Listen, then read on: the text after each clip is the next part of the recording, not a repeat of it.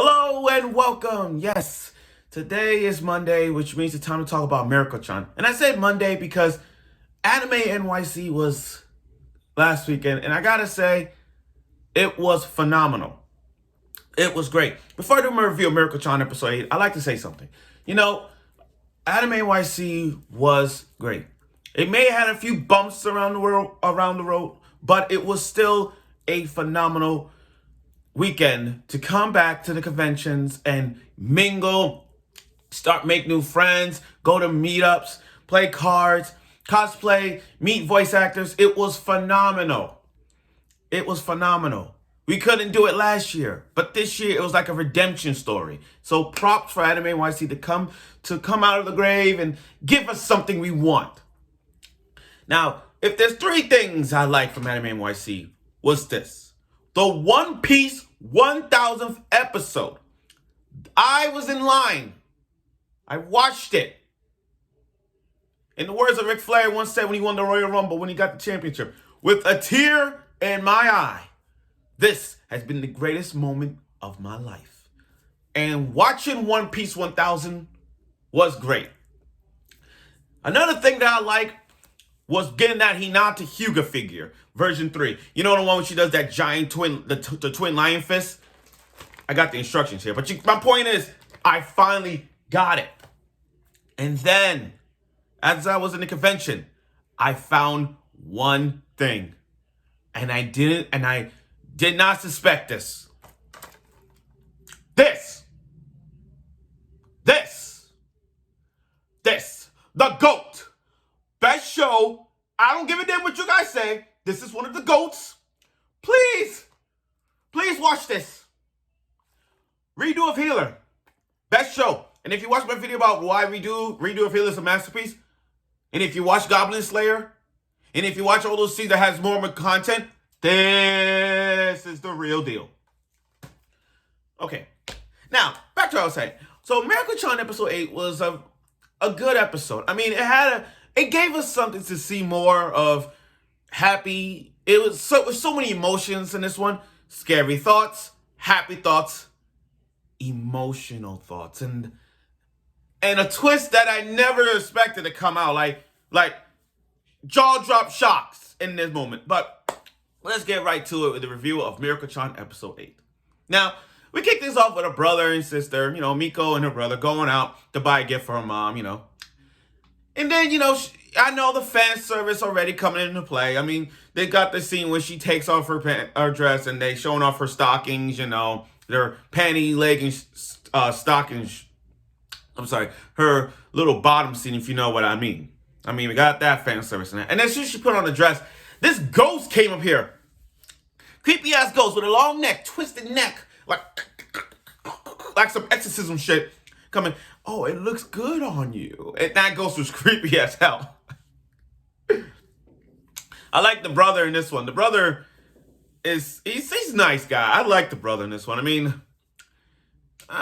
yeah, one of the owners like, oh, you look like a boyfriend or stuff, but nah, that's her brother. Anyway, that ghost, creepy as it is, saying, it looks good on you, all that stuff. And as soon as the curtains open, it's like, oh, it fits. I don't know how that ghost got in there for fitting room. But before I even knew, I'm like, a ghost is going to appear.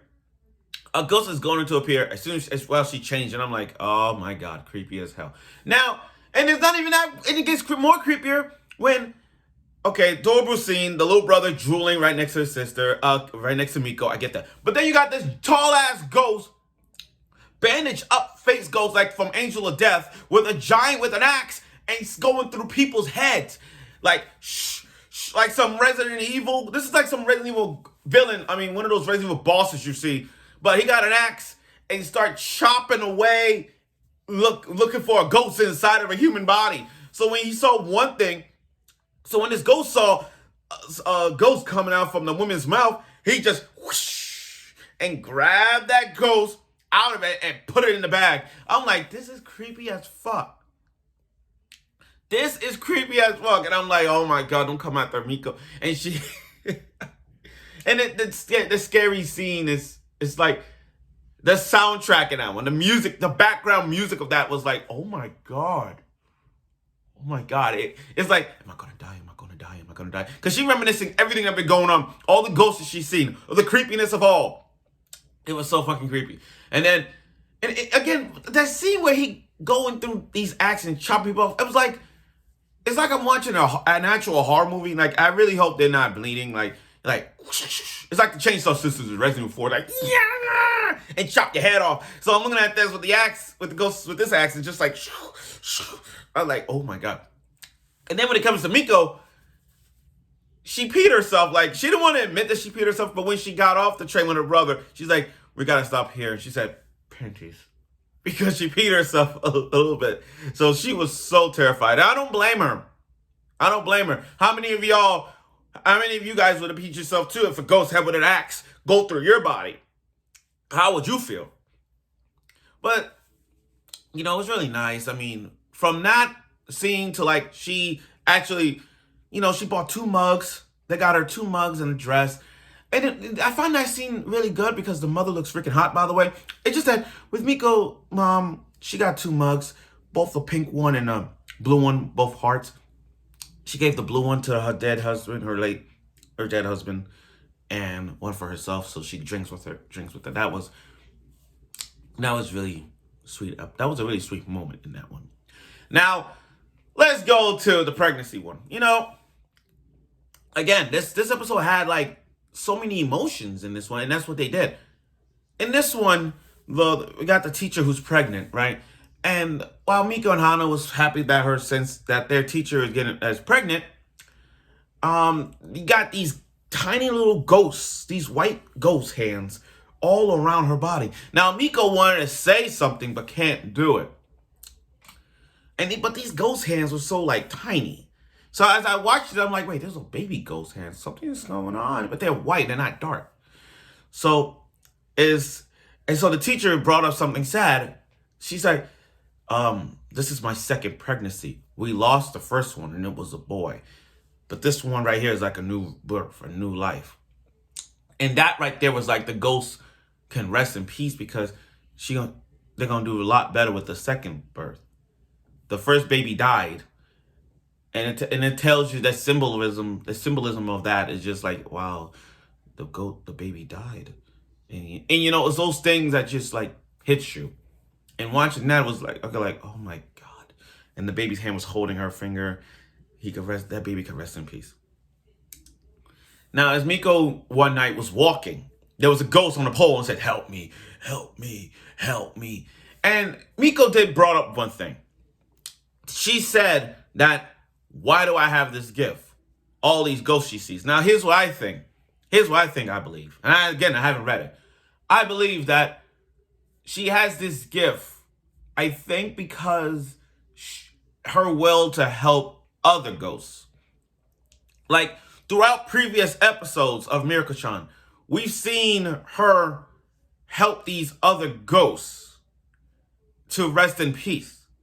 Like, if the one thing that comes to my mind was that guy that says 4801, that 4-digit code. And when he explained to the mother, the old lady, he was like, he could rest in peace. You know what I mean? It's those moments. So, and for example, now look at this now. You got this creepy ass ghost and a vending machine.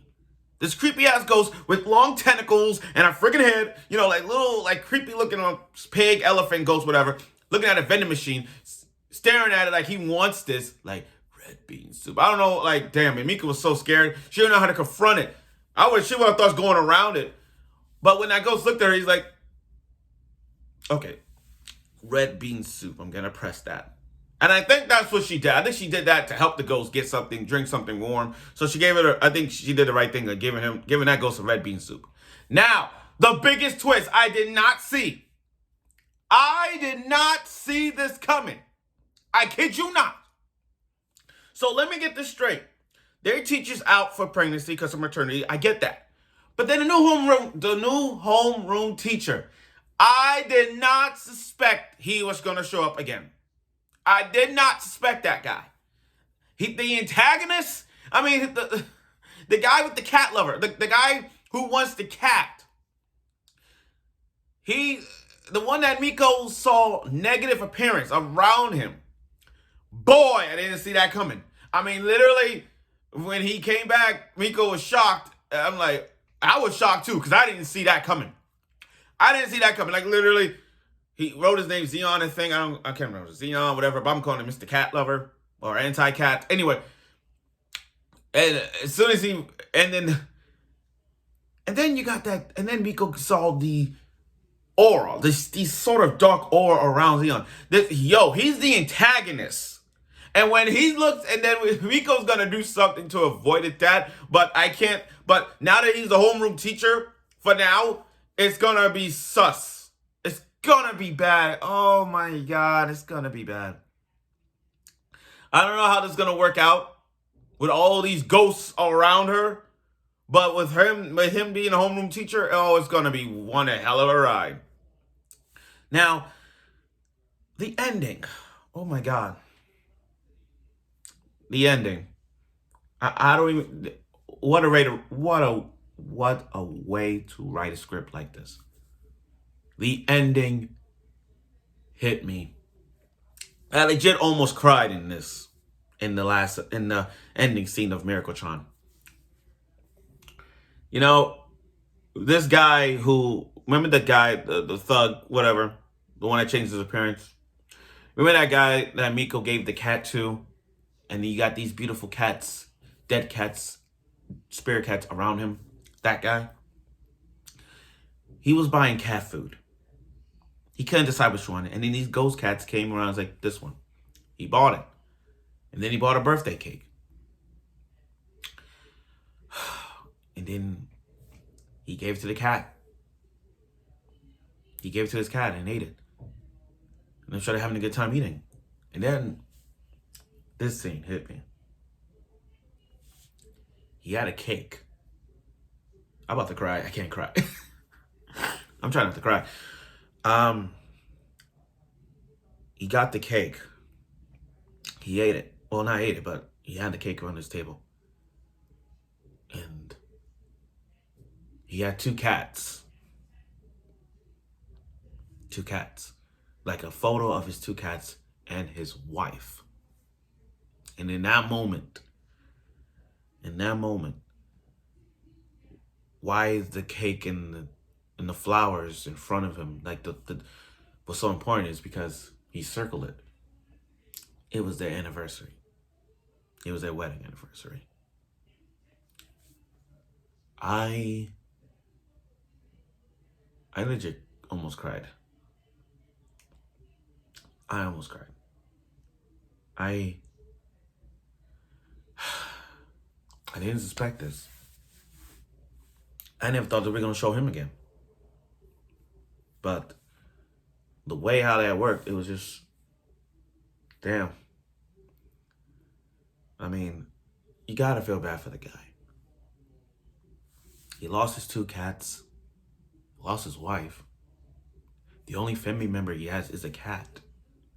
And the fact that he got a cake and it's their wedding anniversary, he had to eat it alone. He gave him flowers. I mean, the flowers up there. It's still, sorry. It just hit me, man. That hit me. I could cry if I want to, but I'm trying not to. But man, what a way to end that episode with this kind of scene. You know, Mieruko-Chan can hit us in the hearts. It can. I think the three things that hit my heart while watching Mieruko-Chan was the fact that the father, Miko's father, I didn't know that he was a ghost all this time. That's number one. Number two, I think the second one was probably the guy, the same guy, but from episode 3 when he got the cat. And now this one, it's like, wow. It hit me. This was a very good episode, you know? And that's what it was. Okay. So overall, this episode was really good. Mieruko-Chan episode 8 hit me to an all-time low. Not hit me to an all-time low. I meant to say, it was really good. I mean, there was so much emotions in this one. And it's like, wow, way to go, Mieruko-Chan. And then in the direction of how it is. I understand the storyline behind this. Like people saying, what's the whole premise of her seeing ghosts? We'll probably see more of it. We'll probably see more. But again, this episode was really good. I mean, we got to see this crazy. We got to see new ghosts as always, and then I think the creepy ghost with the axe was really scary as fuck. And then you got these happy-go-lucky ghost that was there, like the one with the baby hand, the baby ghost all holding the teacher's finger, and the end. Oh my god, the end. And not only that, the antagonist from early episodes is back, and I don't know how this is gonna work out, but damn, this is gonna be good. And again, we're on episode 8. Few more episodes down, it's gonna be gone. Oh my god, I am so scared. I am so scared that something's bad is gonna happen to Miko. But if something bad happens to Hana, all hell is breaking loose for all Hana fans and Miracle fans out there. If something bad happened to Hana, let's see how that works. Let's see how that goes. We'll see. So thank you for watching my review of Mieruko-Chan episode 8. And again, very good episode. And there's nothing wrong. Honestly, nothing wrong about this. So I look forward for next week's episode of Mieruko-Chan. I will try to post this as I can because I'll be in California. So I'll give you guys the benefit of the doubt to do so. So thank you for watching my review of it, and I'll see you soon.